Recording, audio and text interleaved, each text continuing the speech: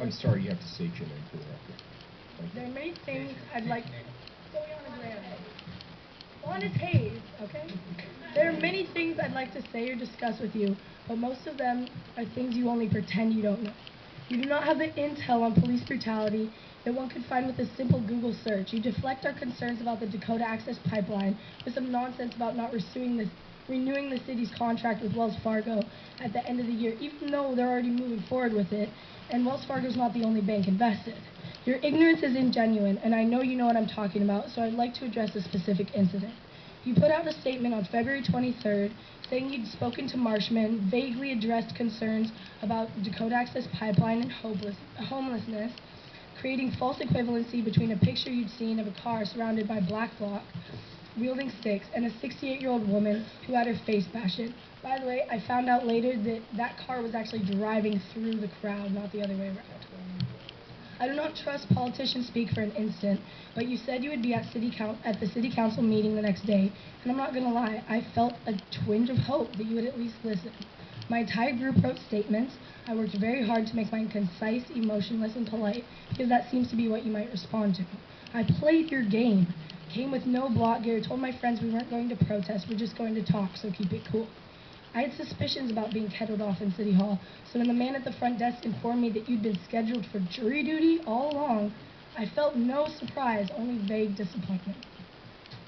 How is it that you get away with that? You can't keep playing dumb and defaulting to I don't know, because this was all you.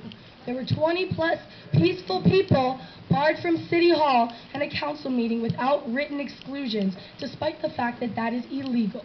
You are not above the law, and if you continue to conduct yourselves as if you are, how do you expect us to muster up any respect for your system? We are treated like wild animals, uneducated and with no objective but mindless chaos.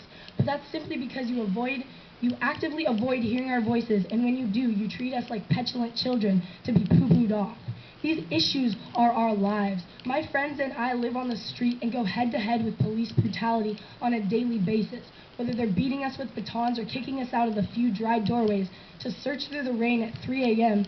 to huddle up for a few hours somewhere, you know? I want you to admit that you don't give a shit. And I won't hold it against you because these things do not touch you. You have no context for the pain we feel. But we will not be lied to anymore, and we will not back down. You are afraid of passion, and it is our passion that liberates us from that fear. You can beat us, throw flashbangs, unjustly arrest us, and bar us from public meetings without written exclusions, but we will never be the police's bitch the way you are. Thank you for your testimony.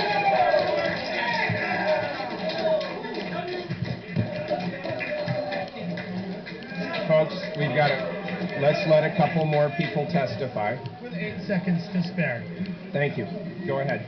Name for the record. Hello, Mayor Wheeler. My name is Jeff Singer. Thank you.